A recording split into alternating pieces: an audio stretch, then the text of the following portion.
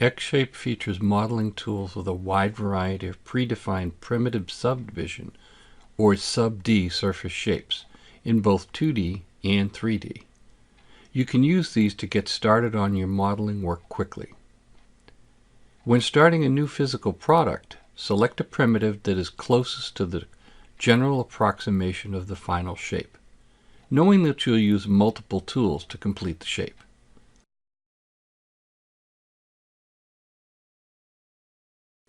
Note that you can create multiple primitive surfaces and, with the additional tools and power of XForm, combine them to finalize your model. While adding a primitive sub-D surface body, you can adjust the orientation, number of loops, scale, and position in space of each as you create it. Some of these shapes, like the cylinder and cone, have a drag handle to set the rotational section in degrees. In this lesson, we'll look at adding primitive subdivision or sub-D surface shapes, using the robot to edit sub-D surfaces, and using symmetry with sub-D surfaces. Here's an empty physical product. Let's add a primitive subdivision sub-D surface to start our design. To get started, I'll move to the subdivision action bar. You'll see a variety of primitive shape icons, and then I'll click the cylinder. The selected primitive appears on the cursor and orients normal to the plane that you hover over. It can also be reversed by pressing the Tab key or placed at the origin position by pressing the Enter key. There are several ways to place a primitive: at the origin position, on a reference plane, on a reference point, on an axis, or normal to the face of an existing sub-D surface. In this example, we'll click to place the cylinder on a plane. It is placed by the bottom center. Looking at the dialog box, you'll see a slider to control the scale of the entire body before it's placed. I'll drag the slider a little beyond the 150 mark to increase the size. Note that the scale number does not correspond directly to specific units, but it is useful relative to other geometry. The midplane option places the primitive's center of gravity at the placement location. Flip direction performs the same function as the Tab key after placement. Dragging the handles scales the body locally in one of the three directions. The handle on the outer edge is used to drag a section of less than the default 360 degrees. It is only available for cylinder, globe, torus, and cone primitives. The number of loops in each of the three directions can be set using the labels. When you click OK, the primitive is added and remains selected. Why does it remain selected? At this time, the entire primitive can be moved, rotated, or scaled using the handles in any of the three directions. If you are satisfied with the position, orientation, and size, simply click Air off of the geometry to deselect it. Although nothing is selected, the primitive remains active and can be edited until the OK button is pressed. Note that only one primitive sub-D surface can be active for editing at a time. This is called the freeform environment, and it contains many tools that are specific to primitive sub-D surfaces. Let's take a quick look at them. Knit to Solid is on by default, and it knits your primitive sub-D surface body into a solid body when OK is clicked. Transparency uses a slider for you to set the transparency percentage of your primitive.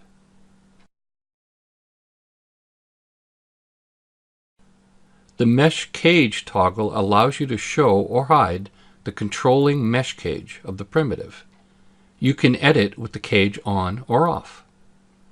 Select Only Visible is off by default, and it prevents you from selecting geometry that is hidden from view.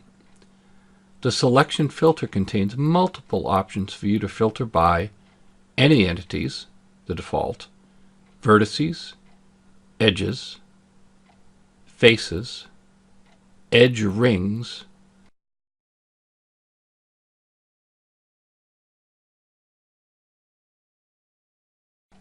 edge loops,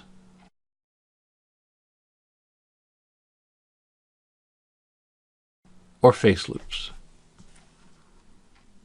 Let's talk about the most common and one of the most useful forms of editing, pushing and pulling or dragging the shape. In order to do this, you'll need to know a little about selections and the robot. This time we'll use a different yet common primitive sub-D surface type, a box, to create a remote control type of model. It will be added using all of the defaults. I just click the box primitive icon and press the Enter key. It appears at the origin location. The most basic selections use the left mouse button to select geometry. In this case, a face. As I mentioned, the default selection type is any entities, so there's no need to change the filter. After the first selection, the robot appears. The robot is an incredibly simple yet powerful tool that manipulates the geometry by pushing, pulling, rotating, or scaling the selected geometry. We'll discuss it in detail in a minute. I'll press the Control key and select more faces, 3 in total. The robot will center itself based on the combined set of selections. What is the robot? It is a set of coordinate axes that includes several handles that can be pushed and pulled to manipulate the selected geometry. Axes, marked as arrowheads, that can be used to push, pull, or drag in axial directions. Planes, marked as shaded areas inside the arcs, that can be used to push and pull in planar directions. Arcs, that are used to rotate around the axes. Scales, marked as balls at the end of the axis, that are used to scale, larger or smaller, in one or two directions. And a larger center ball that is used to control the orientation and position of the robot. Move the cursor to the normal facing axis and push it into the body about 20 millimeters. Click Air to clear the selections. I'll change the view orientation using the reference triad. You can see that the faces have been pushed but remain connected smoothly to the adjacent faces of the model. How about selecting a large amount of elements? The best way to do this is to use box selection. Change the view orientation to an orthographic view like front, top, or right. Use box select to select a group of vertices. Note that even when you select faces, you're really selecting the vertices of those faces. This is also where the Select Only Visible Elements option comes into play. It is off by default, so all the elements through the model are selected by the box. After selection, the robot appears and the length of the body is pulled, increased by about 200 millimeters. Note that moving close to the ruler provides more even intervals, in this case 5 millimeters. Clicking Air again clears the selections. Now let's take a look at some other selection techniques and scaling. This time let's use a filter, face loops. Face loops are the rows of faces that run around the model in both directions. I'll select the face loops filter and select a face loop. 2 loops are possible with each face, depending on where you pick. This time I'll use the scale option, the small ball at the end of the axis, to pull, push, and scale in a single direction. That isn't what I wanted, so I'll click Undo or press Ctrl Z to undo that change. I'd like to scale the same amount in 2 directions at the same time. This is useful for a box and also for shapes like cylinders and cones. I'll select the face loop again, but this time I'll click one of the scale handles to highlight it. Then I'll move to the other handle in the plane that I want and push it inward, shaping the geometry and keeping it square. Note that the highlighted handle may stay selected, so you may have to click it again to turn it off if you don't want to use it. Many designs are symmetric, and we can take advantage of this by using xShape's symmetry tool. Here I'll create a motor oil bottle that has symmetry about one plane. Symmetry is a real time saver as it lets you design one side of the model with the changes transferred to the other side across the symmetry plane. The plane is often one of the standard three, XY, YZ, or ZX planes, but it can also be one that you have created. While the tool is active, a green edge representing the intersection of the plane and the sub-D surface appears. If you plan on using the symmetry tool, it is best to place the sub-D primitive on the plane of symmetry. If you want symmetry to be available for use with all three standard planes, it is best to place the sub-D primitive at the origin position. The easiest way to do this is to add a reference point at the 0, 0, 0 position. To do this, click the Features action bar in the Plane pull-down and click Point. Using the default offsets of 0 mm for X, Y, and Z, click OK to add the point.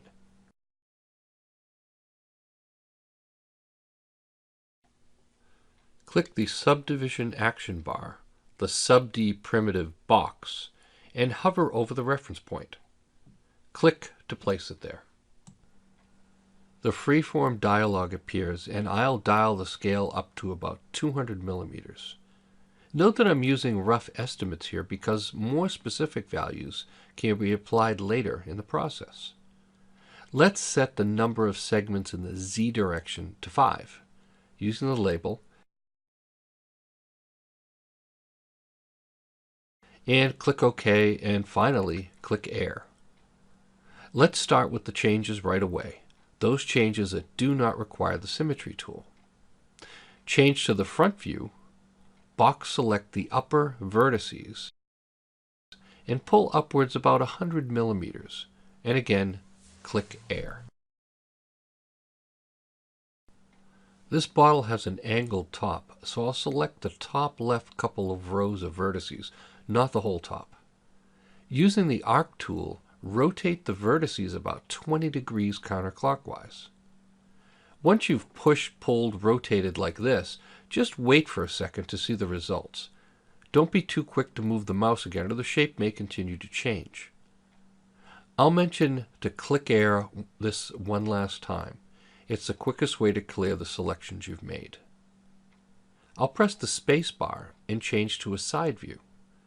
Alternatively, I could have pressed the Shift plus the arrow key twice. This is the view we'll need to use with symmetry. One other change I'd like to make before I start symmetry concerns the loops. You may need to concentrate loops in the areas you're changing, and I'll select the loop and move it about halfway up.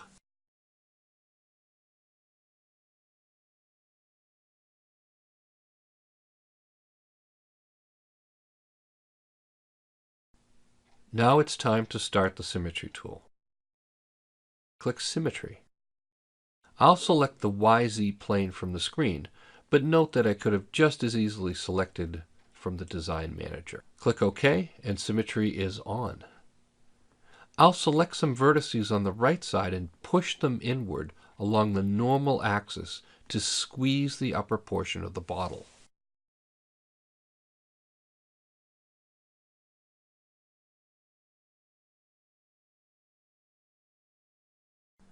Now I'll select the vertices along the right side, but not along the symmetry plane. Note that, like the previous change, the normal axis is not quite horizontal, but I'd like it to be for this operation, changing the width of the bottle. I'll right-click on the center ball of the robot and click Set as XYZ. This reorients the axes of the robot to align with the XYZ of the planes. Now when I push inwards, I am pushing along the original axes of the sub-D primitive.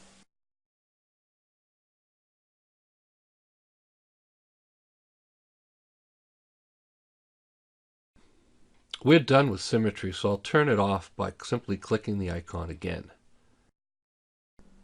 We're also done with this sub-D primitive surface, so I'll click OK. Note that the Design Manager includes both the subdivision surface and a knit surface feature. The surface has been converted into a solid.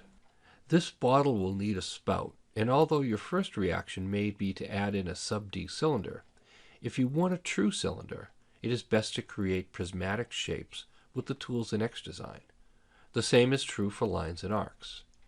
I won't get into the details of switching to xDesign, adding a cylinder, fillets, and a shell in this lesson, but the results would look something like this, a combination of fully editable sub-D and prismatic geometry.